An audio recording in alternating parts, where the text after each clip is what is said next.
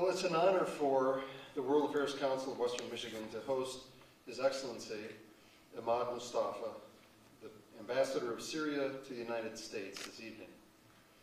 There's an interesting juxtaposition.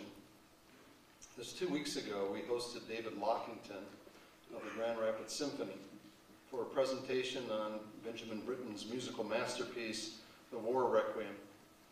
It is an ode to peace and the horror of war. And now this evening, we host someone from a country with which the United States, frankly, has had, shall we say, issues.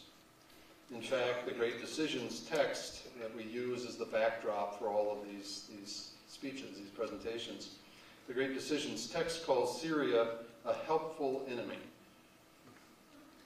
The ambassador is with us tonight as part of a Great Decisions topic called Talking with Our Enemies. This past fall, our council hosted Jim Baker, one of the co-chairs of the Iraq Study Group, and he made the same point. Namely, we need to keep talking with other Americans, even if we disagree with them. We need to keep talking with our allies around the world, and maybe most important of all, we need to keep talking with our enemies, or our perceived enemies. For how should we learn what the other wants or needs? Wars generally don't solve anything. Indeed, perhaps we've learned in these past few years, they make matters much, much worse, and we pay a horrible price. But tonight, we're all friends.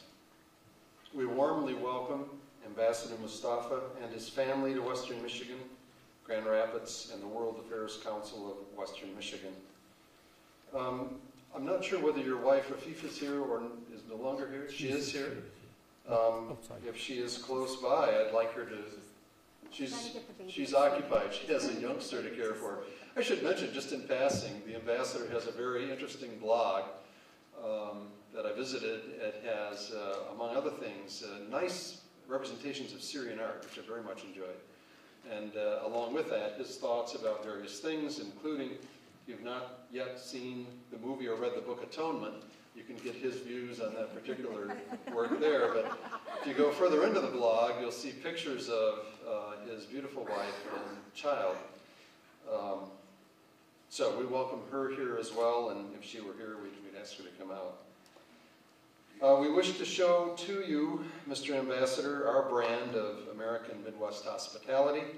Part of that hospitality comes from the city of Grand Rapids. So I now invite the ambassador up to the podium for a special tribute from the city of Grand Rapids. And coming up with him will be the president of the City Commission of Grand Rapids, Commissioner Rosalind Bliss.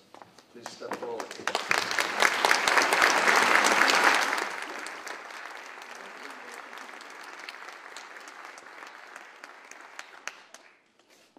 Good evening. I am honored to be here tonight to represent the mayor and the city of Grand Rapids.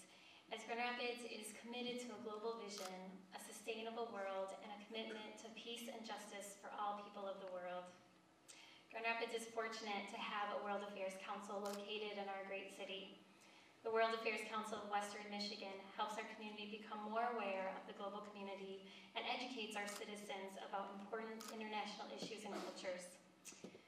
I am delighted tonight to have with me the golden key to the city that I present to you, Ambassador Moustapha.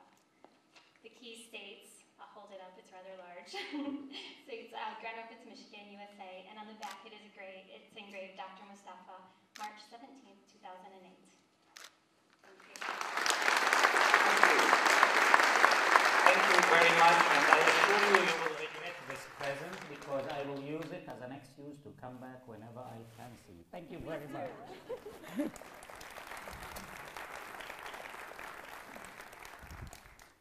Ladies and gentlemen, good afternoon, or may I say good early evening.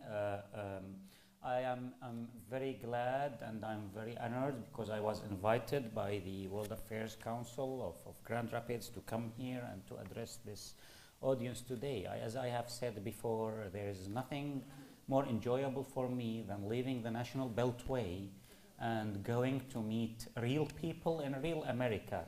Visit. You know, I live in Washington, which is an intensely political city. Everybody there is a political monster.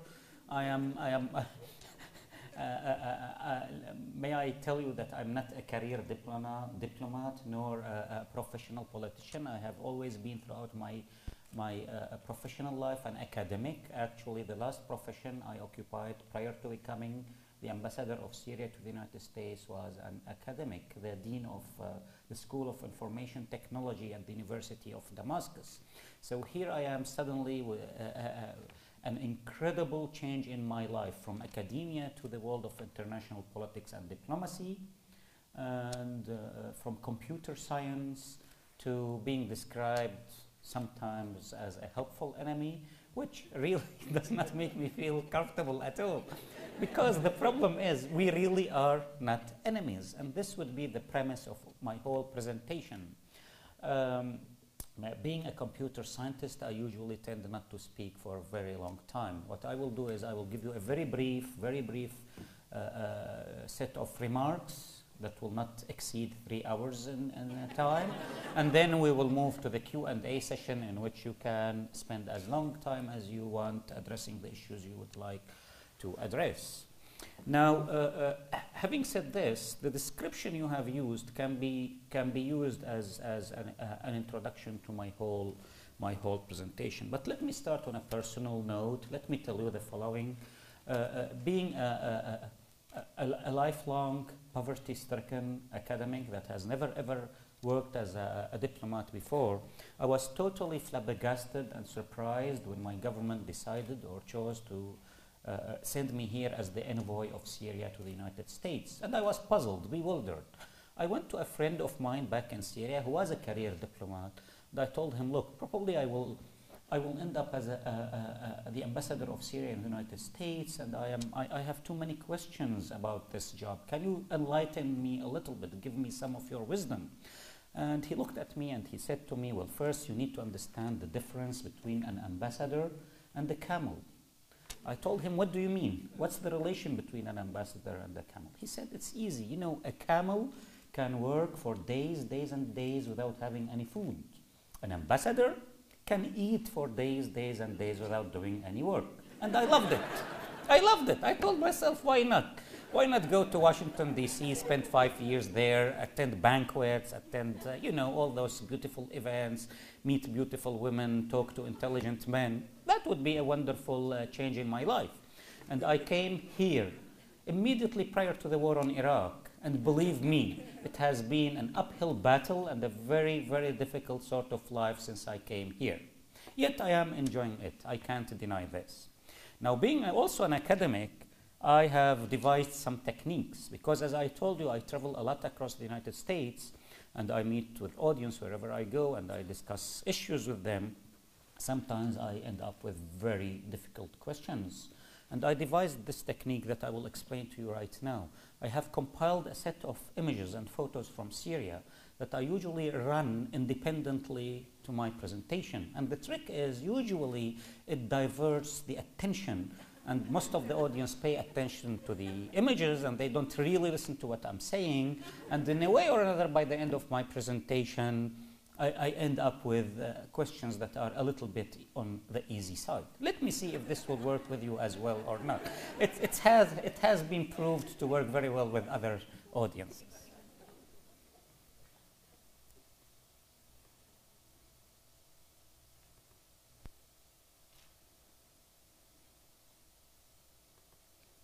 As you can see, ladies and gentlemen, Syria is a very small country. You can barely see it.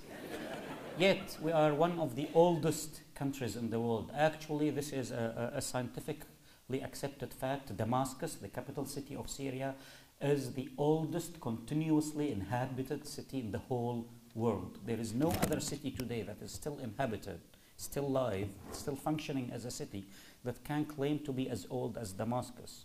To make you understand this, let me make this comparison. Let me take two major metropoles of the Middle East, Cairo and Baghdad. Cairo and Baghdad are considered baby cities as compared to Damascus. Cairo is only 1,040 years old. Baghdad is only 1,300 years old, a little bit less, 200 years old. Damascus is at least 4,000 years old as a city. And of course, anyone who has read the Old Testament, the New Testament, or other books of history can see how numerous times Damascus is mentioned. Yet this small country is considered by someone like, as an example, Secretary Rice, as the source of all problems in the Middle East.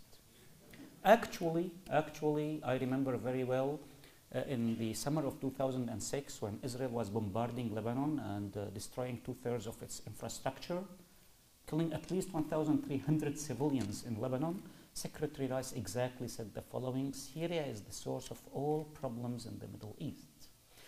Wolf Blitzer from the CNN contacted me and asked me to appear in his program to comment on what Secretary Rice has said, which is a fair game in America, and a game I adore a lot.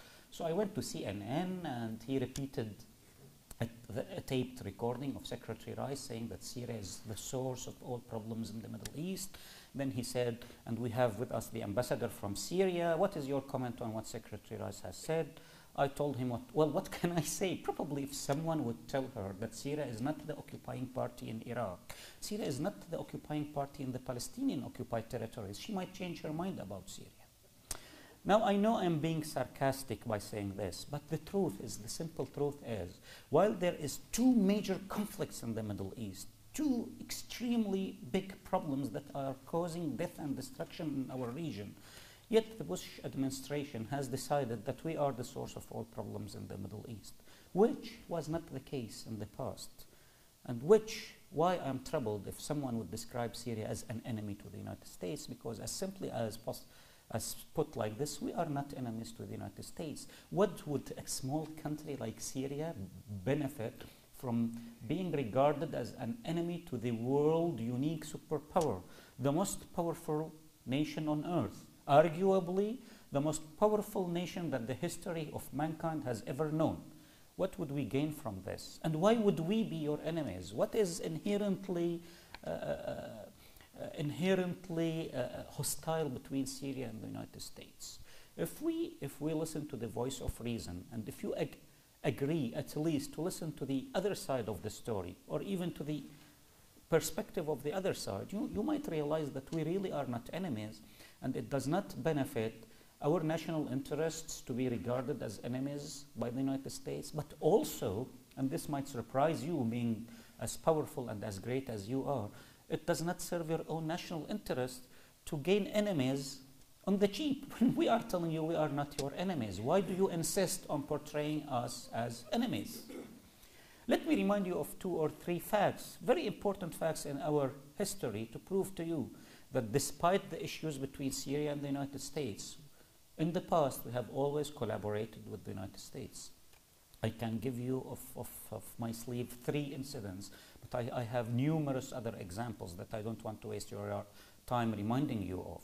One example has to do with Saddam Hussein, with Iraq, with Kuwait. When Saddam Hussein invaded Kuwait, James Baker himself came to Syria and he asked us to join the United States-led world coalition to liberate Kuwait.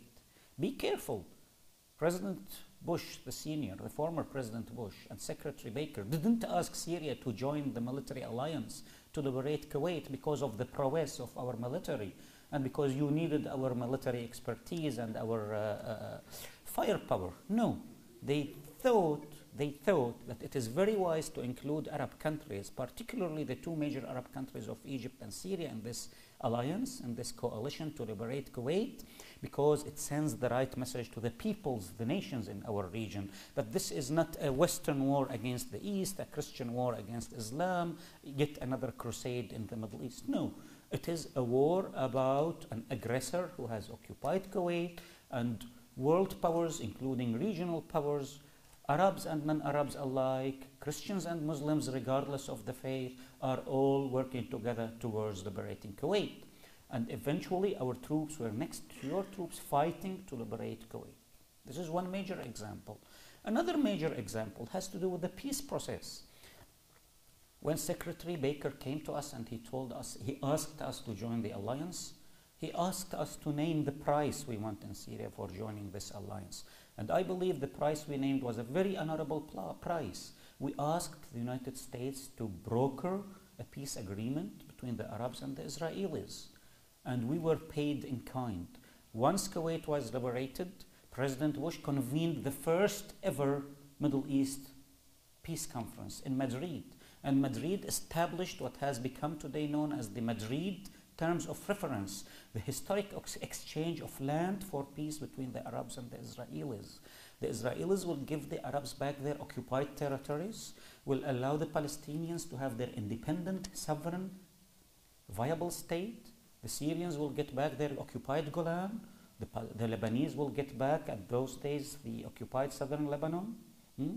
And in exchange, Israel will get full recognition from all Arab states without a single exception and absolute normalization of relations. And those were the Madrid Terms of Reference, and this is how we cooperated with the United States on this peace conference. And the United States, during the presidency of President Bush, the former President Bush, and President Clinton, during both his terms, has worked so hard trying to broker peace between the Arabs and the Israelis. Sometimes it succeeded, sometimes it almost succeeded but didn't complete the mission. But that's not the issue. The issue is, at least here was the world's greatest superpower and the only country in the whole world that has any sort of leverage on Israel. Of course, because of the tremendous military and economic aid that the United States provide to Israel, this is the only country in the world that can convince the Israelis to sit with the Arabs and reach a historic compromise based on the honorable and fair principle of the exchange of land for peace. This is a second example. A third very important example has to do with your so-called war on terrorism. After the tragic events of September 11, when every country in the world sent a letter of condolences to the American nation, Syria did something else. Yes, of course, we did send a letter of condolences as well, but we did something far more important. We contacted the United States authorities and we told them, look, for the past 20 years, Syria has been involved in its own war against extremist fundamentalists in the region, the so-called Muslim Brotherhood. And we have accumulated a wealth of intelligence and information on Al-Qaeda. And we are more than willing to provide this information and intelligence to you, not expecting anything in return, but because we believe in Syria, a secular country that I will be discussing with you at a later stage, that Al-Qaeda is our own sworn enemy. And probably an organization like Al-Qaeda hates the secular Arab leaders even far more than they hate the Western infidels. And actually, we did provide the United States with invaluable information that was described by an official letter sent by Secretary Powell to the United States Congress. And you can verify this. You can Google these facts to know a little bit more about them. In this letter, Secretary Powell thanks Syria, quote unquote, for helping save American lives by providing actionable information and intelligence.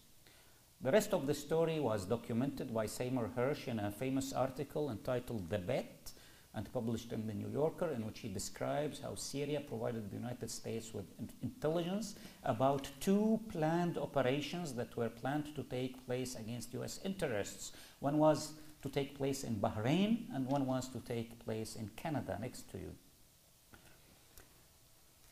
All this proves to you, in addition to the fact, please, I'm telling you facts, not arguments, that every single US president, starting with Richard Nixon, ending with Bill Clinton, paid Damascus an official head of a state visit to Syria while he was a president, proves to you the myth that troubles us a lot and actually disturbs us, that Syria has never been an enemy to the United States. Suddenly, within a very short period of time, we became portrayed here in the United States as the bogus country and as the evil country and the most eligible candidate to join Iraq's vacant place in the official Axis of Evil list. This troubles us a lot for many reasons. The most important of it does not only has to do with how important for any country in the world to have good relations with the United States, but for a vital reason, very vital for Syria, a reason of paramount interest for our national perception of things in the Middle East. We in Syria, rightly or wrongly, believe that without the active involvement of the United States of America, peace can never be reached between the Arabs and the Israelis in general, between Syria and Israel in particular. Thus, we will never be able to regain in peaceful means our occupied Golan. This is why it is so important for us to maintain good relations with the United States of America, and why it has been shockingly disappointing for us that the sort of relations between Syria and the United States, the bilateral relations, have deteriorated to such a point. Why did this happen? Simply because of the war on Iraq. Simply because we in Syria, we opposed the war on Iraq. Please don't be shocked. Don't be shocked. I humbly understand that the overwhelming majority of the American people support the war on Iraq. I'm joking. I know it's not that. But also, I understand that there is a very small minority of Americans who oppose this war on Iraq. Put yourselves in our position. We are there. We live in that region. And the moment we realized that the United States was planning to invade and occupy Iraq, we were troubled because we understood the dire consequences of such a war in Iraq and how it will affect everybody in our region. Of course, more than anybody else, it will affect the Iraqis, but it will also affect us. And I will elaborate on this within a very short time from now. What happened is, I remember very well, I was yet not the the Syrian ambassador to the United States, but my country decided to include me in a delegation that precipitated its dispatch to Washington, D.C. We came here, a Syrian official delegation. We were still on very good terms with the first Bush administration, and we tried to persuade the United States not to invade and occupy Iraq. We came to Washington, D.C. We had some high-level meetings. As I told you, I was part of that delegation, so I'm telling you a part of my personal history, nothing I read in a book or in a newspaper. We sat with the guys there in Washington, D.C., and we told them, please don't believe those who are telling you that it will be a picnic in Iraq. Don't believe those who are telling you that you will be met with rice and ululations once you, quote-unquote, liberate Iraq. We told them, we believe in Syria. This is our region. We are the local boys there. We don't underestimate local wisdom. We believe that for you to invade and occupy Iraq will be a catastrophe for everybody, for the Iraqis, for you in the United States, but also for us and the region. I exactly remember telling them, you will be unleashing forces you really do not understand their true nature. And you will be fueling extremism and terrorism across the whole Middle East. Iraq was, even under Saddam Hussein, a secular country, never a hotbed of extremist fundamentalism, never a spawning place of extremist ideologies. Even under Saddam Hussein, who was an evil dictator and who was a sworn enemy of Syria itself. Regardless, the situation is as it is. It is our duty as your friends to tell you the truth as it stands. I remember telling them that for you to go occupy Iraq would be equivalent to opening a Pandora's box of woes and evils. What was their response? They mocked us to the face. I remember very well they told us, you claim that you belong to that region and you understand that region, your region? Well, let us tell you what will happen in your region. They said this to us, within 2 months of our liberation of Iraq, Iraq will become a model of democracy and prosperity that will inspire the whole Arab world. They said to us within 2 months, they said to us, face to face, believe us, within 2 months of our liberation of Iraq, every other Arab nation will be dreaming of having the same fate as that of Iraq. And that was the point after which we realized that we will be facing incredible troubles and problems in our region. I don't want to tell you today about the troubles in Iraq itself. I am sure that you are educated and learned and you know exactly what's happening today in Iraq. Let me remind you of one single side effect of what's happening today in Iraq. Probably some of you are ignoring the fact that today there are 4.5 million Iraqi refugees in our region. The largest exodus in the history, the whole history of the Middle East. And believe me, it's a very long history. Nothing compared to whatever has happened previously in our history. My country, a small country of 18.5 million people is hosting today 1.5 million Iraqi refugees. To make you understand the dimension of this problem, this would be equivalent to 35 million refugees suddenly influxing the United States of America. Can you imagine what will happen in the United States today if 35 million refugees suddenly influx your country? Remember, Syria is not as richly bestowed with the riches and the fortunes you have. We are not as rich as you are. So it's not only about numbers and about you suddenly having 35 million refugees, it's also about how unprepared Syria is for such a huge number of refugees. Add to this the fact that today in Syria we have 500,000 Palestinian refugees. Add to this the fact that also in Syria today we have 500,000 Syrian refugees from the occupied Syrian Golan, dreaming of going back to their houses, their villages and their cities that they were driven out from. And you will understand the sort of burden Syria is bearing today because of all those conflicts. Add to this another fact, just to remind you how difficult it is in our part of the world, that in the summer of 2006, when Israel was bombarding Lebanon, 625,000 Lebanese crossed the borders within 3 days into Syria, fleeing away from the gates of hell that were opened on them. A country like mine, as an example, has very scarce water resources.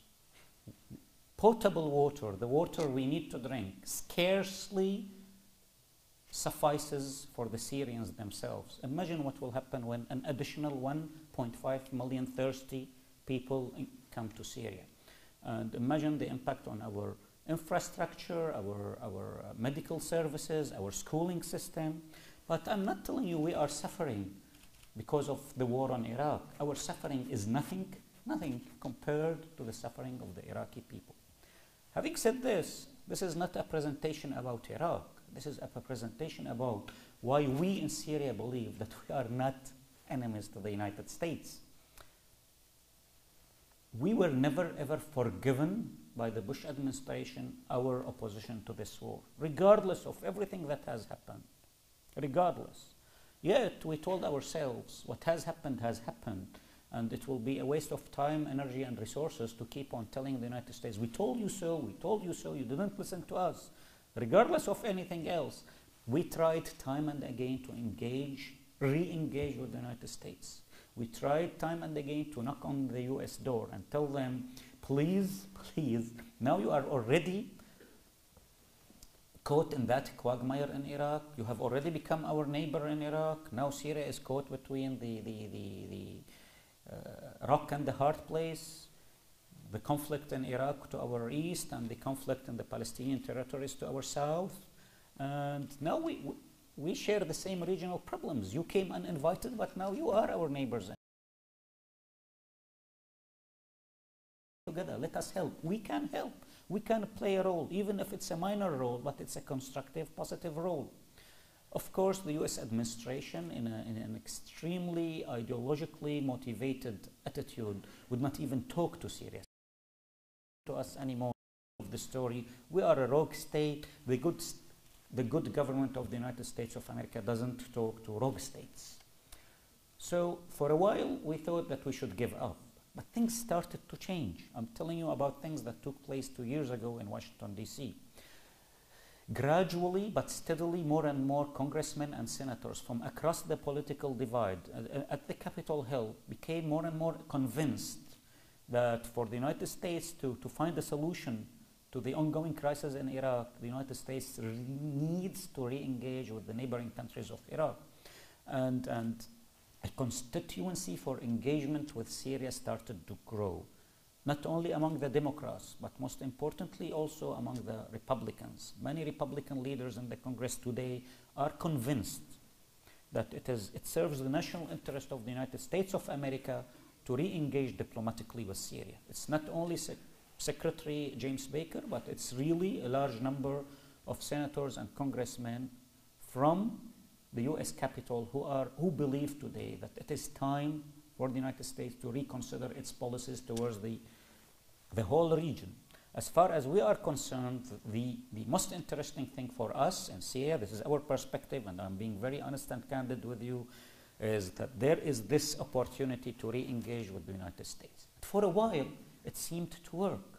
Suddenly, 4 months ago, out of the blue, the US administration started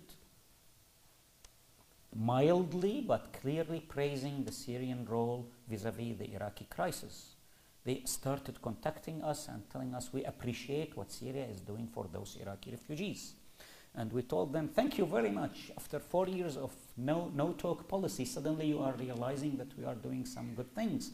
By the way, our economy is overburdened with this huge influx. You have decided to appropriate $600 billion for the war effort in Afghanistan and Iraq. What about appropriating $1 billion to aid the Iraqi refugees in Syria? Of course, this was totally out of the question. The US administration does not want to fully recognize the scale of the Iraqi refugees problem because it will reflect on other issues that will open a series of discussions that the US administration doesn't want to discuss in the first place. But they started saying to us, thank you, you are doing a good job here. And then they started to say to us, thank you, you are doing a good job on controlling the Iraqi-Syrian borders. And then they told us, by the way, we are planning a peace conference in Annapolis. Would you like to attend? Wow, what a change, what a change. After 12 years of intensive engagement by the United States during the term of the former President Bush and the 2 terms of President Clinton, intensive engagement trying to find peace in the Middle East. One of the very first policy announcements of the first President Bush term was that the United States was not planning to spend any time or energy trying to broker peace between the Arabs and the Israelis. Of course, this disappointed us a lot in Syria for the reasons I have already explained to you. But at that time, at the early stages of the Bush presidency, we thought that if we can help in a way or another, particularly if we can help the United States in its war against Al-Qaeda, we will gain some favor to convince the United States to resume the role it used to play during the presidencies of President Clinton and the former President Bush. Of course, things have not worked this way, but suddenly there was this new window of opportunity, Annapolis. And despite lots of things that troubled us, and I'll explain them to you, we decided to participate in Annapolis and to accept the invitation to go and attend the Annapolis conference. What troubled us was the following. As you know, prior to the Madrid Peace Conference, intensive consultations, discussions, and visits between all states took place. A huge number of documents were authored, memorandums of understanding, preparatory discussions and negotiations, white papers, even the so-called non-papers were issued and authored and exchanged among all parties. And by the time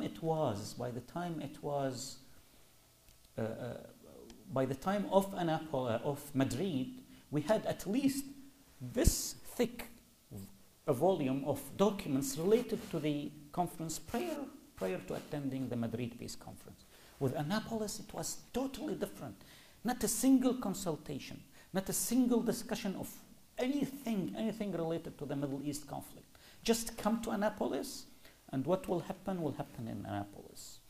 No preparations, no discussions, no prior negotiations, nothing. We felt a little bit troubled by this. We asked other Arab delegations, like the Palestinian delegation, are they preparing anything with you in advance? Are there any preliminary talks prior to Annapolis? They said to us, none whatsoever. They just want us to come. But we will come. We have no other option. The Palestinians have no other option but to go to Annapolis. We had an option to go or not to go, but we decided to go because we believe that this is the only path forward, a peaceful resolution of the Arab-Israeli conflict. And we went. And to be honest with you, it was merely a grand photo opportunity. I was personally there in Annapolis and nothing serious took place. We just shook hands and had great photos and smiled, attended banquets, had a dinner with President Bush and Secretary Rice, and then had a lunch. But President Bush was not at the lunch. Everybody else was there. Heads of states came, dignitaries were there. By the end of the day, everybody left back home, and nothing happened after this. It was very similar to fireworks appearing in the sky, attracting all the attention. They looked beautiful. They looked a pleasure to the beholder, but that was it. After a while, everything vanished into thin air, and nothing happened. Annapolis was over. A couple of weeks later, suddenly the US administration went back to its old policy of not talking to Syria, because Syria is a bad country. Syria is an evil country. We don't talk to bad guys. And as if the whole thing was a dream or never happened in the first place. This puzzled us, but in a way or another, we understood that they needed us in Annapolis because they wanted to say, look, everybody is participating and it's a great peace conference. This is why they changed their attitude towards us. The moment they thought that that was it and there was no more political benefit from Annapolis, they went back to their old course of not talking to the bad guys. We are not giving up. We will continue to knock the door of the United States for all the reasons that I have just explained to you. And I can tell you this, we are optimistic. Today in the Congress, right now, there is an increasing number of congressmen who are co-sponsoring an act called the Syria Engagement Act, demanding that the US administration reconsider its policies towards Syria. I'm not claiming that this proposed act has gained today the enough number of votes to pass it as a resolution. But my claim is there are more and more congressmen and senators who are adding their signature and their name to this act, and the movement is a steady movement. More and more people are joining this act.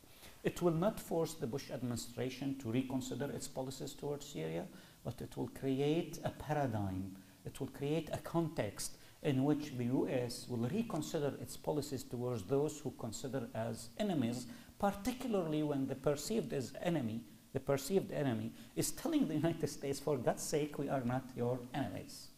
Ladies and gentlemen, I will stop here. I know you have too many questions and you want to discuss almost everything that relates to my troubled region, but I think this is at least the premise of my presentation, and I'm more than willing to address your questions after that. Thank you very much.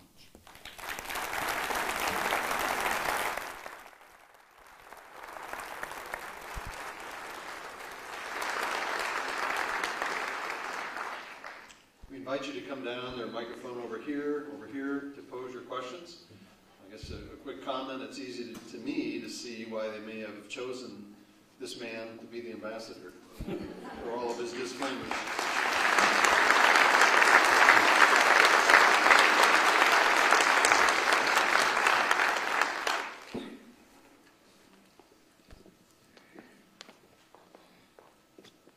Well, you were first to the microphone. We'll start over here. I actually had the pleasure of going to Syria and visiting Damascus, but it was in the summer of 2006, and just as I was leaving, Israel started bombing Lebanon, so that kind of put a sour note on my trip. But I did enjoy my time there.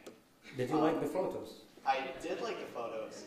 I had a lot of the same photos, actually. But my question is actually about the upcoming presidential campaigns in the United States. And if you think that after the election of a new president, you're going to see a dramatic shift in engagement from the U.S. administration to the Syrian government, no matter who is elected, but just the fact that it's not going to be the current president, is that going to make that much of a difference? Or do we need more dramatic changes? Immediate response? Okay. Thank you for your very important question, and I'm happy that at least someone from Grand Rapids has visited Syria. The reason I brought really those photos is because people really know very little about my country, and sometimes they have a very distorted image about my country. But let's come back to your question. To be extremely candid and honest, I think another ambassador would not have said what I am planning to say right now. We have resigned ourselves in Syria, particularly after Annapolis, that there is very little chance, very little opportunity that this administration will re-engage with us, regardless. So yes, to be honest with you, we are putting all our hopes on any forthcoming administration, whether Republican or Democratic. We don't interfere in domestic politics of the United States. But we look at the past history, even with Ronald Reagan, we had a very, very good working relationship. And by the way, with President Reagan, Syria had the most major crisis ever with the United States. What happened when we had a major crisis with the United States during President Reagan's presidency? Did he boycott Syria? Did he say we don't talk to Syria anymore? Syria is a rogue state? No, I'll tell you what he did. Reagan had already had an ambassador, a US ambassador in Washington, in Damascus. He did not withdraw his ambassador as President Bush has done, but he actually sent a special envoy, Philip Habib, to Syria.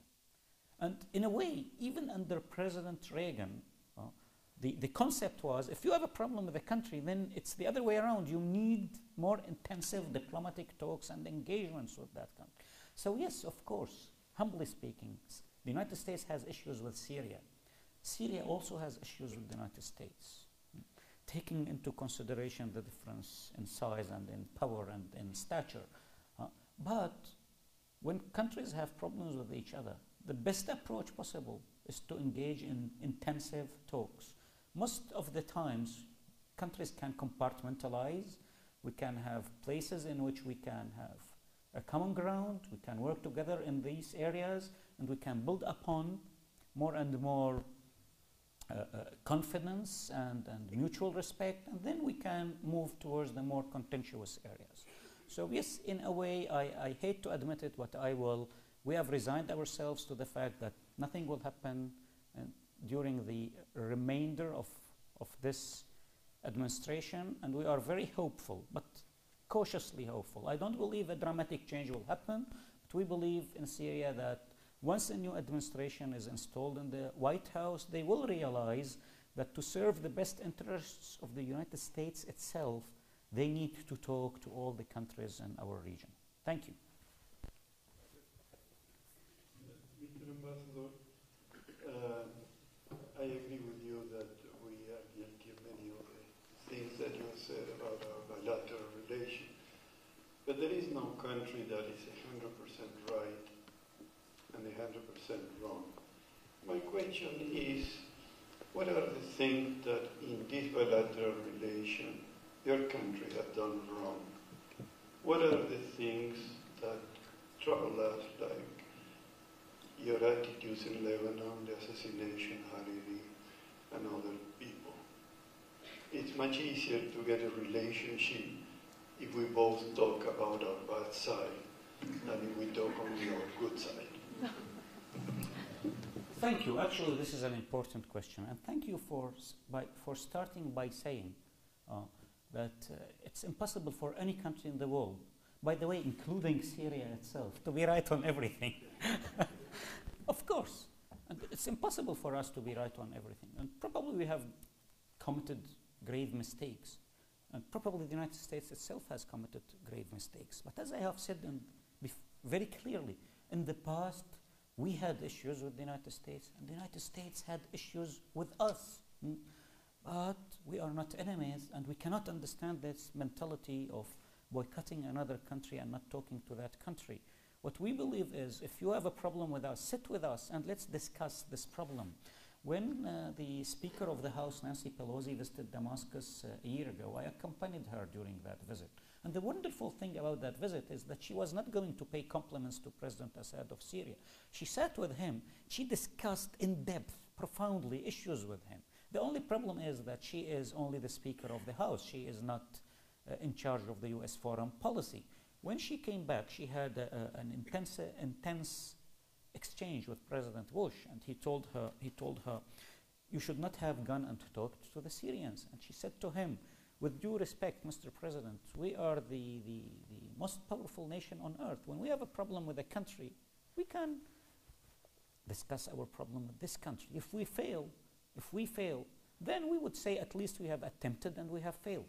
So without going into, you are trying to trap me into self-flagellation, without telling you how bad we are and how good everything else, I will remind you of one important fact.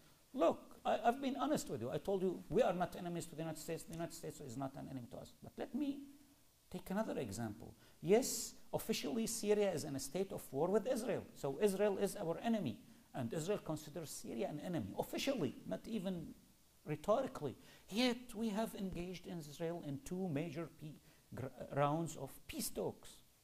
The fact that we can say whatever we want about the Israelis and remind the whole world of the sort of crimes the Israelis have done to us, and the Israelis can also say whatever bad things they want about us and remind the whole world how bad Syria is, doesn't change the fact that we live in this world and we need to sit even with our enemy and discuss issues. And I'm talking about Syria and Israel. I'm talking about the Palestinians and Israel. And yet, here we have this culture, unprecedented in the modern history of the United States, in which the United States is unhappy with Syria. They don't talk to us anymore. End of the story. Thank you.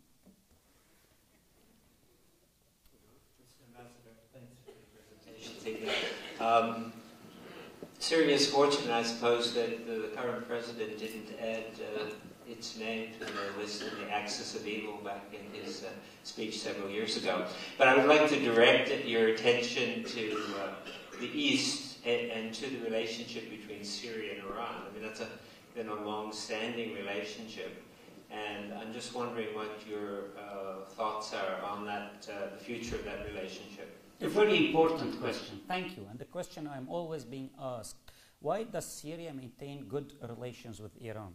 To be honest with you, I understand the context and the paradigm of this question here in the United States when Iran is demonized all the time.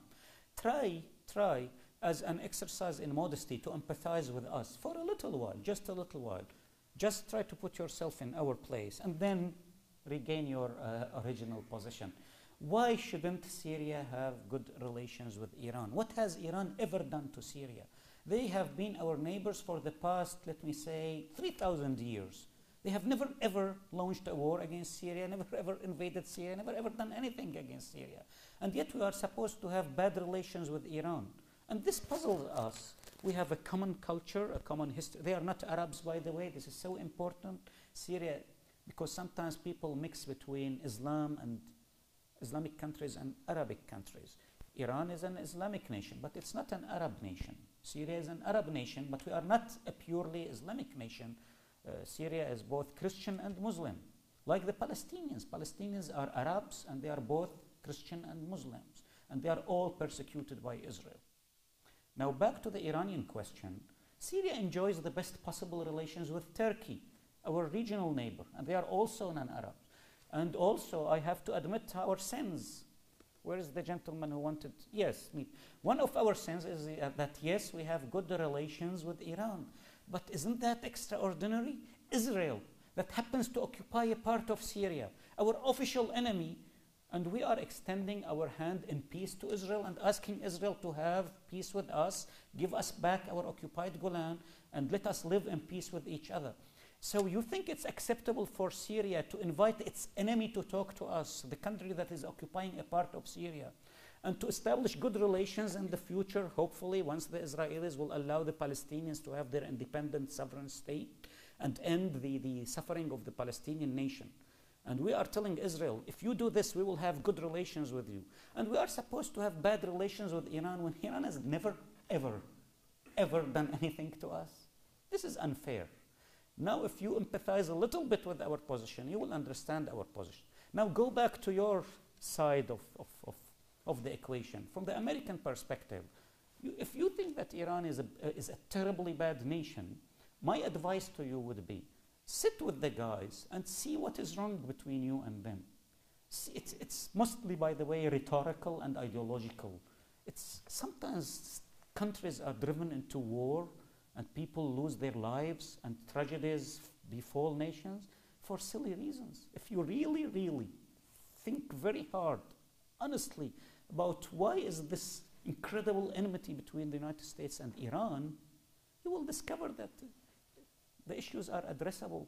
It's not like that they have massacred 50,000 Americans and you want to take revenge on them, or that you have bombarded Tehran with a nuclear bomb and they want to kill you in vengeance. There is no such enmity, deeply rooted enmity. It's mostly rhetorical and ideological. And when it's about rhetoric and ideology, I believe personally, I believe that issues can be addressed. At one point, you refused even to recognize the presence of China. You had to use a ping-pong team in order to open a back channel with a great nation like China. Look at how ridiculous that policy was today with this sort of relation you have with China. You only need vision, and you need to accept that somebody else, even if they are weaker and smaller than you are, have the human dignity of being capable of disagreeing with you. But it does not mean that we have to kill each other because we disagree with each other. Thank you. Ambassador, my question is about the recent raid by the Israelis on Syrian land and the bombing of a site near Deir Zor. And we heard after that that there's accusation that Syria is developing nuclear weapons. So could you comment on that, please? I'll comment on the accusations that Syria are developing nuclear weapons. I think these are ridiculous accusations, and I'll tell you the whole story. Syria is not attempting to acquire nuclear technology. We have not done this in the past. We are not doing this right now in the present, and we have no plans in the foreseeable future to acquire nuclear technology, even for civilian applications. Absolutely not, for many reasons. One of them is the following. I'm just being very honest with you. Look, we understand the sort of world we live in. We are very realistic in Syria. We know, we have seen what has happened in Iraq. Based on claims that Iraq had WMDs, Iraq is totally destroyed now. We're not going to give the same pretext to any of our enemies to come and destroy Syria. At least we are proud of our beautiful capital city, Damascus. And by the way, the second largest city in Syria, Aleppo, is equally old and probably more beautiful than Aleppo. We don't want to destroy our country by offering a silly pretext to our enemies. So simply put, the whole story is just as credible as the stories of the Iraqi WMDs prior to the war on Iraq. The New York Times and the Washington Post published at least 5 to 6 stories about the alleged nuclear facilities in Syria that were hit by Israel. And I wrote a letter to the New York Times telling them, asking them, do you realize that you are being Judith Millered for the second time within 5 years? I presume you know who Judith Miller is. She was the journalist that wrote a series of articles about the Iraqi MDs and the Iraqi WMD arsenal in Iraq prior to the war in Iraq. But this is unimportant. You know, this is the ambassador of Syria writing a letter to the New York Times. The important thing happened in the US Congress. There is a so-called National Geospatial Agency here in the United States, one of the intelligence agencies in charge of analyzing all information, all data collected by the United States through its satellites. And by the way, there are 7 different US satellites that cover Syria 24 hours per day, 7 days per week. In total, all of them together, I mean, with some overlap, they cover Syria around the clock. And at the Congress, a couple of months ago, after the alleged nuclear site was revealed by the New York Times and the Washington Post, a joint session by the Intelligence Committee and the U.S. Armed Forces Committee in the Congress invited witnesses from the the National Geospatial Agency to discuss this with them. And they explicitly asked them exactly your same question. Is there, up to our knowledge, up to your knowledge, a Syrian nuclear facility in Syria? And they said, we have no information whatsoever, no data whatsoever to corroborate such allegations. And then the congressman asked the gentleman from the National Geospatial Agency, then why didn't you come out and deny the whole story? They said to them, we are a federal agency. Our business is to report to our superiors. Our business is not to read a story in the New York Times and send them a letter telling them this story is untrue. And by the way, I'll tell you what they said to the congressmen and senators. They said to them, the site that was bombarded by Israel in the middle of the Syrian desert was totally unsecured by the Syrian authorities. If any country in the world will build a nuclear facility, it will surround it with layers and layers of anti-aircraft missiles, military defense installations, barbed wires, security guards. This was a building surrounded by nothing in the middle of the desert without any sort of security surrounding it. And it was just a building as far as we are concerned. We have no doubts whatsoever that this building was used to build any nuclear facilities. So if you realize this, the whole story has vanished into thin air. Personally, I have almost forgotten about the story had it not been for your question. What I want to tell you is please be careful. Don't be gullible. Not every story you hear about another country or you read in your media is necessarily a true story. You have been through this prior to the war in Iraq, and look at the results. And luckily, the story about the Syrian nuclear facility did not stick on us, did not leave a trace. But other stories can be more dangerous. My only request to you is, as the American people, it's your duty to be very skeptical whenever you hear a story. Be sure that it is really absolutely the truth. Please do remember that when the Bush administration was going to the United Nations Security Council and explicitly claiming that they have the irrefutable evidence that Saddam Hussein was building WMDs, the international inspectors sent by the United Nations to Iraq were actually crying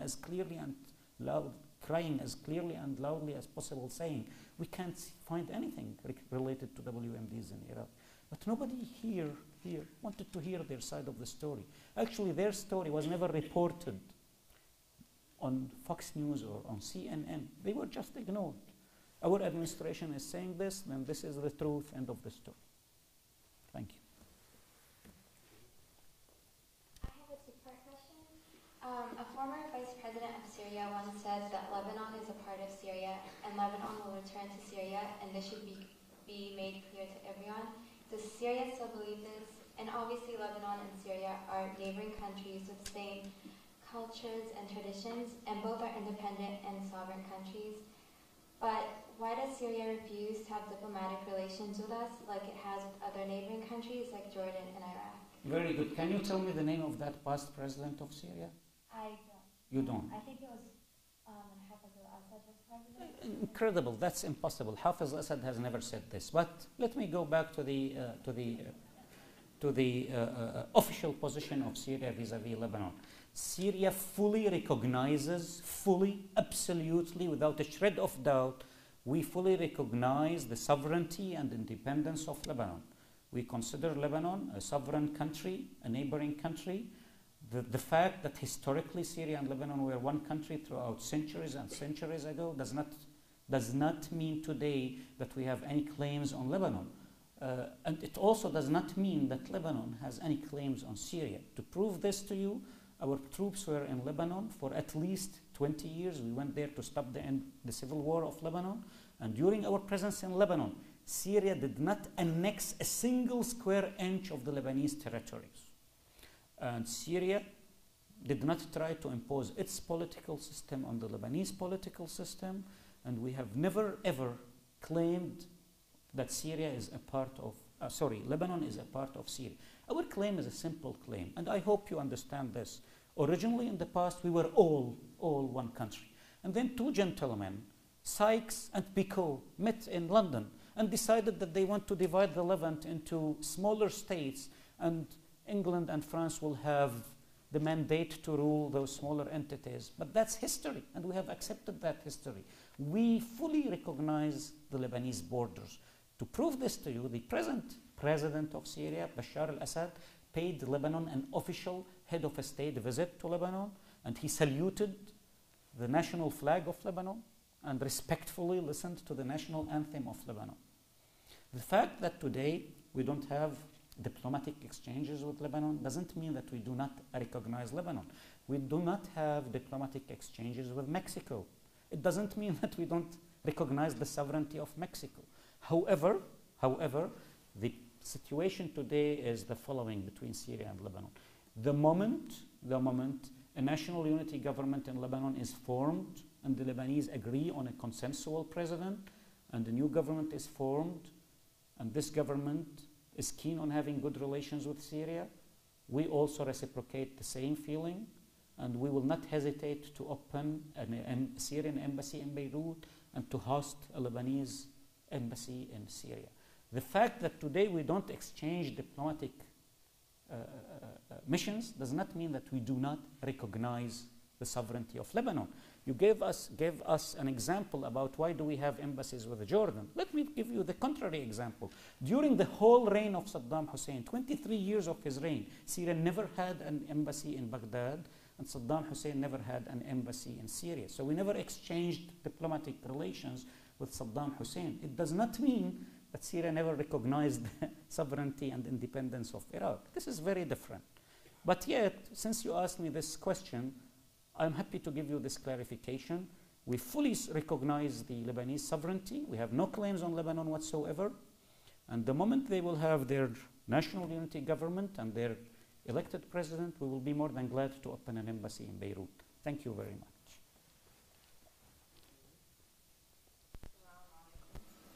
I just wanted to say that I just spent a year in Syria, and there are official ways to spend time in Syria that are sponsored by the United States. I was part of the Fulbright?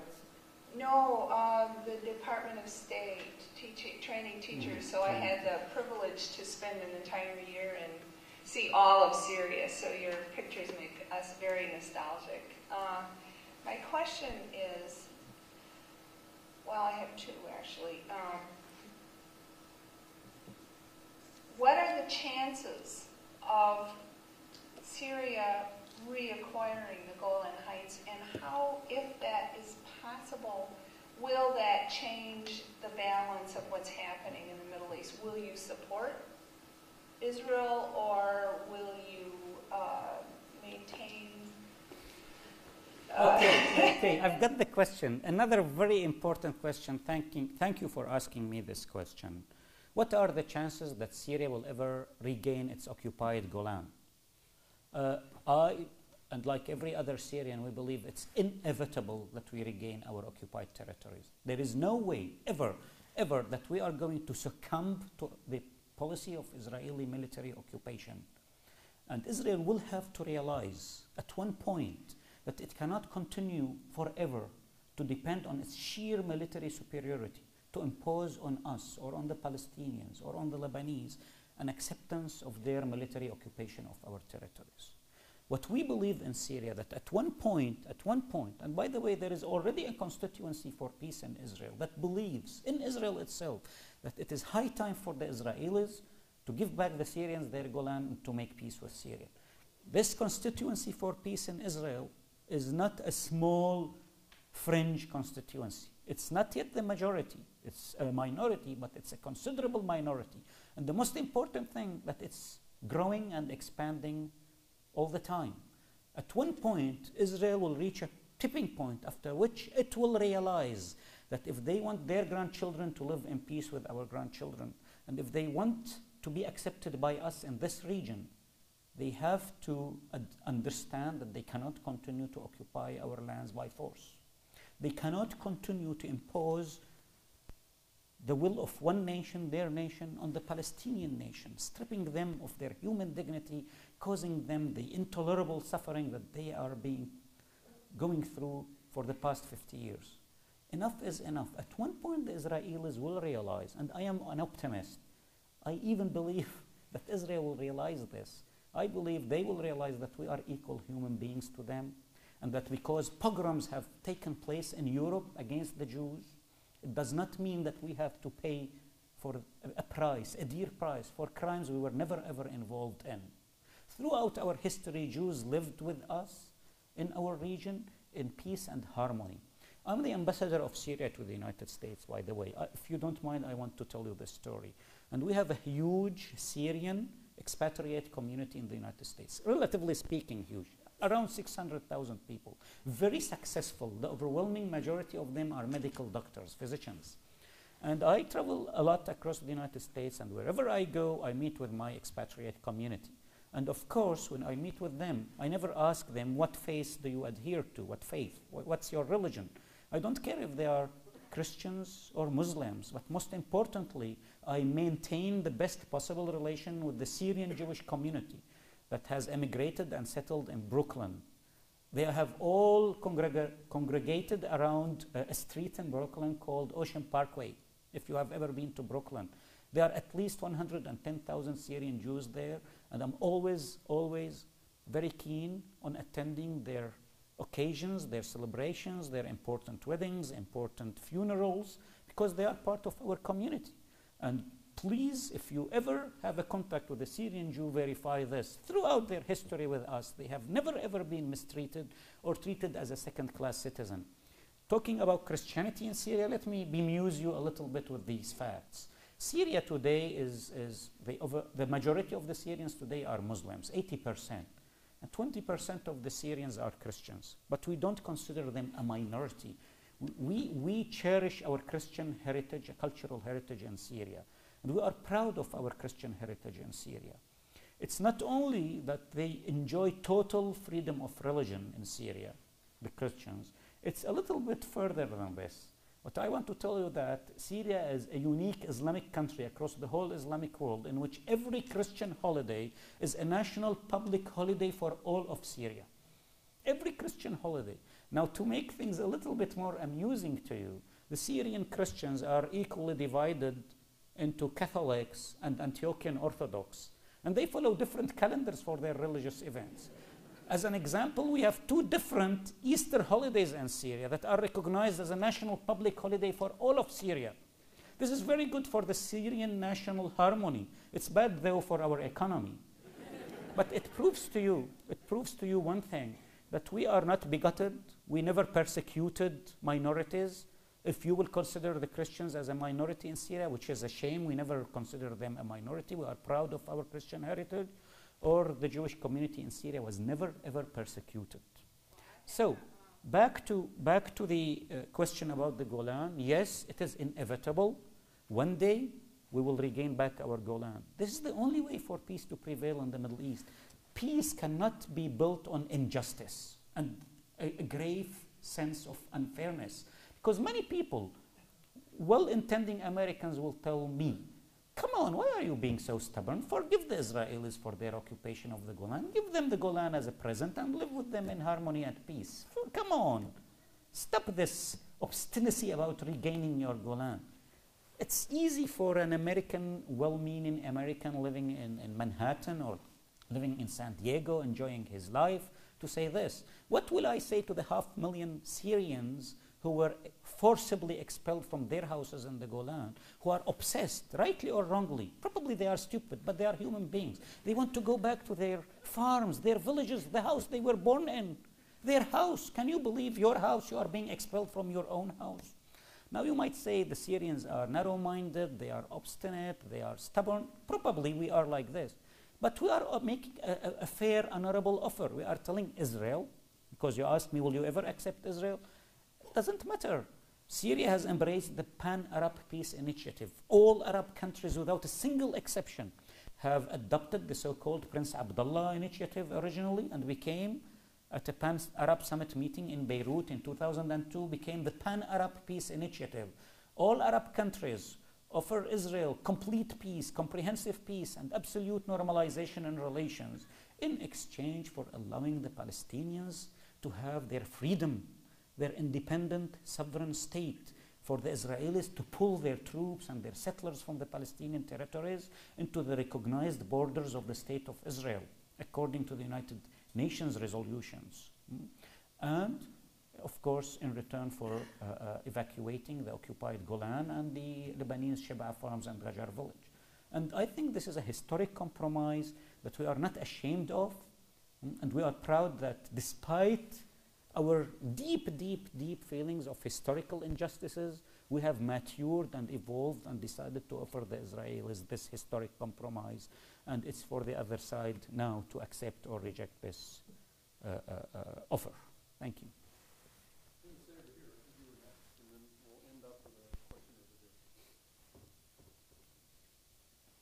Thank you. So from what I had two questions. One I think you've just answered, and that is the Syria does recognize the legitimacy of the Israeli state, I gather. I have already answered. Okay. Second, if John McCain or Hillary Clinton or all three, Barack Obama, were here, certainly there's the need for a political solution in Iraq. But is there also Al-Qaeda is also a military action. Is there a role, a military role, for the Arabic and perhaps, let's say, Persian neighbors in Iraq to solve the problem that is there? If they were here, what would not yours, but categorically no. We believe that the U.S. administration is obsessed with a military security solution in Iraq. And this is what we believe, rightly or wrongly. I'm being honest with you. You invited the ambassador of Syria to hear the Syrian perspective of what's going on in our region. We believe that the reason things are not really seriously improving in Iraq is because of this obsession with a military security solution. The U.S. administration believes that if it sends additional troops here and additional troops there, securing Baghdad here or securing Karbala there, arming the tribes and giving them money so they will fight the other extremist groups here or there, things will start to progress in Iraq. While this is happening, let me tell you this as clearly as possible. There is no political process whatsoever in Iraq. And this is not the Syrian perspective. I personally met with the Iraqi President Jalal Talabani a couple of months ago. He was so clear about telling us this. There is no political process whatsoever in Iraq today. He actually said, I'm quoting him to the letter, the political process or the political dialogue, he said, in Iraq today is far worse than it used to be a couple of years ago. We in Syria believe that, you are the world's most powerful nation, and with all your military might, you were not able to stabilize Iraq. We don't believe that by sending troops we will help. We believe that we can help by being involved in a serious, sincere political process, a very serious one, in which no Iraqi party whatsoever is being excluded. No Iraqi parties will end up feeling as the losers or the victorious. A national consensus in Iraq should evolve and emerge, in which all Iraqis will understand that they have a stake in the future of their country, and will understand that the United States troops cannot and should not stay there forever. So they have to find a solution for their country among themselves. Then we can play a role. As an example, Syria enjoys the best possible relations with all Iraqi factions across the ethnic, sectarian, religious, and social divide. All of them are friends of ours. And we are very proud of this.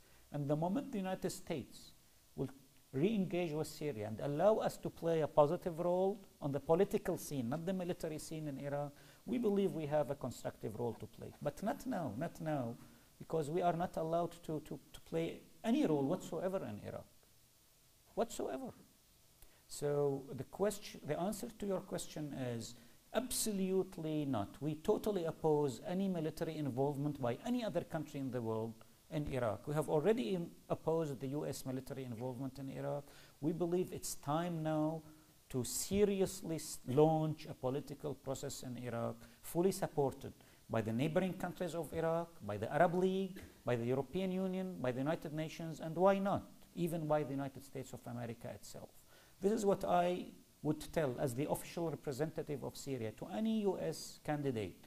We can't go into the game of sending more and more troops into Iraq. This is dangerous, and this is absolutely misleading. Thank you. Final question. Hello. I was wondering, I had recently read in the paper that Syria supports Hezbollah. I was wondering if this was true, and if you could describe Syria's relationship with them. And also, is there a news source in the U.S. that you trust in representing Syria and more generally use throughout the world? I'm not sure I understood the second half of your question. Is there a news source that you trust to represent Syria's positions accurately, I guess, is what I'm Okay, okay, all right. A difficult question, but I think I can address. Let's start with the first question. These are two different questions. Thank you. The nature of the relation between Syria and Hezbollah. Okay, I will shock you now. Be prepared for the shock. I will tell you the following, and please, please, don't immediately leave the hole. Just think a little bit. For years, years and years, Nelson Mandela was described as a terrorist and imprisoned in Robben Island. Guys, I will shock you by telling you that Hezbollah is highly respected across the whole Arab and Islamic world. I know that you in the United States consider Hezbollah a terrorist organization, but try to put yourself in the mindset of the Arab people, the Arab nation. They are not Al-Qaeda. They don't go and kill people here and there. They have successfully fought twice and driven the Israeli occupation out of Lebanon. You might like Israel. This is your privilege. We are not happy with Israel sending its troops into our lands and occupying our territories. And twice they have successfully, ferociously, and heroically fought against the Israeli occupation of our territories and driven the Israelis out of Lebanon. And with absolute modesty, I have to tell you, Hezbollah is far more respected across the whole Arab world, from Morocco to Egypt, from Yemen to Syria, probably from Indonesia to Nigeria, than most, or let me say all of the Arab and Islamic governments, including my own government. Let me tell you that the leader of Hezbollah is more popular in Syria than the Syrian president himself, and he is more popular in Egypt than the Egyptian president. And these are facts, not said only by the Syrian ambassador to the United States. If you can recall this, plenty of articles were published in the mainstream media here in the United States about how Hezbollah is highly respected and very popular across the Arab and Islamic world. Now, if you dislike Hezbollah, you have one of two options. Either you send your troops and start a new war against Hezbollah, or you understand the core issue of the Middle East. The big elephant in the room. The big elephant in the room is the continuous Israeli occupation and humiliation of the Arab nation and the occupation of the Arab territories. And there is this grand opportunity that only the United States of America can benefit of. The United States can be a peacemaker instead of being part of the conflict and war in the Middle East. Once you help us all, the Arabs and the Israelis alike, to reach a peaceful resolution to this conflict, and the whole need for what we would call national resistance movements and what you would call terrorists who want to kill innocent Israeli military soldiers who are picnicking in Lebanon, the whole paradigm will change. The whole atmosphere and context of hostility will subsidize. Extremists will always be there in our region, in Israel, in Syria, in Lebanon. Here in the United States of America, you have extremists also. But what I'm trying to say is they will be marginalized and they will become less and less capable of recruiting support and recruiting more and more supporters and loyalists. And this is the approach. It's your decision. The United Kingdom described the IRA for years and years and years as a terrorist organization. They will never negotiate with the IRA. They will never deal with the IRA. For years and years and years, there has been violence and bloodshed in Ireland and in Britain. And people were being killed for no reason. And then at one point, the British obtained the vision and took the courage to start serious talks. And look at the situation today in Ireland, how peaceful it is. And suddenly nobody is discussing anymore whether the IRA is a terrorist movement or not. Probably it is still being discussed in academia or in isolated bubbles here or there, but this is not the discourse anymore. So yes, you can demonize Hezbollah. We can tell you that in spite of this, we feel very proud of Hezbollah, and then you will demonize us because we are proud of Hezbollah. And this is a vicious, endless circle. The issue is the occupation. In the occupation, even if you hate the Arabs, probably some of you will hate the Arabs for genetic reasons. At least we believe our proposition is a fair proposition. We want to make peace. We want to end this conflict. And we want to end this conflict based on international legitimacy, international law, and the right for all parties to live in peace and prosperity. I think this is a fair proposition. Even if you have a grudge against the Arab, you have to accept that it's a fair proposition. We are not asking for the impossible. We're just asking to be treated on equal terms with the rest of the world. Thank you. You want to address the second part, which was which news organization, I guess, to... That's difficult. That's difficult. It's very difficult to say that there are major news outlets or news channels that treat us fairly, but I cannot deny that from time to time, certain journalists or writers do us a fair coverage. When I say fair, I don't mean they praise Syria. I just mean they present both sides of the equation. The bad things about Syria, the good things about Syria. At least I believe, and anyone here can tell me if I'm wrong or not, that regardless of all the details, our vision is in the right place. We want to make peace and we want to end this conflict, but based on dignity and fairness, not based on just surrender and succumbing to this extremely powerful pressure that has been exerted on us, a pressure that many nations will not be able to withstand. If you will allow me, I want one of the audience here, I'm not sure which gentleman is he, met me at the reception, and he told me that he attended my speech at the Commonwealth Club in San Francisco, and he asked me if I wouldn't mind repeating a story I said there regarding my wife. By the way, is she here around or not? She was trying to make our baby sleep, but I don't know where is she right now. Okay, so the gentleman asked me if I can repeat that story, and if you don't mind, I want to end my presentation with this story. The story has to do with President Bush and my wife. When I presented my credentials to President Bush, my wife was still not living here with me in the United States. She was continuing her doctoral studies in the United Kingdom. But because this was an important occasion in my life, I asked her to come and join me. So Rafif, my wife, came to Washington one day prior to the ceremony, and next day we went to the White House and we presented my credentials to President Bush. And regardless of all the political difficulties, he really was very kind and nice, and the whole ceremony went in a very smooth way. After the end of the official part of the ceremony, he was chatting with us, and then he asked my wife, he told her, "Are you enjoying your life here in Washington, D.C.?" And she said to him, "No, Mr. President, right now I do not live in Washington, D.C. I am pursuing my doctoral studies in England, and I have just came yesterday to Washington to join my husband on this occasion." And he seemed really surprised. He looked at her, genuinely surprised, and he said to her, "Wow, an Arab woman doing a PhD in England? Isn't that something? In which field?" She said to him, "In computer science."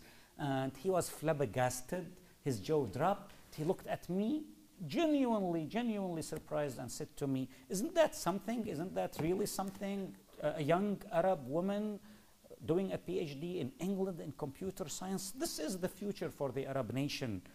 And I said to him, "With due respect, Mr. President, in Syria for the past 50 years, women have enjoyed equal rights under the Syrian constitution to men, and it's very normal in Syria to have women ambassadors, women cabinet ministers, women judges. The attorney general in Syria is a woman, the vice president of Syria is a woman. So this is something very normal." He kept on nodding like this, and his eyes were shining. And then he looked at me and he said to me, "Mr. Ambassador, you have a very intelligent and beautiful wife. And let me tell you, we have both married up." I said to him, "Thank you very much, Mr. President." And I left. That is not the story. I'm coming to the story. I was supposed, a very short ending. I was supposed to have dinner on the very same day with a couple of friends. So I went to the restaurant. They were waiting for me there. They knew that I was supposed to meet with President Bush earlier in the day, and they were full with anticipation. The moment I entered, they told me, "So how did your meeting with President Bush go?" Told them it was really nice. He was very pleasant. He actually flirted with my wife. And one of them said to me, "Well, thank God it was not President Clinton."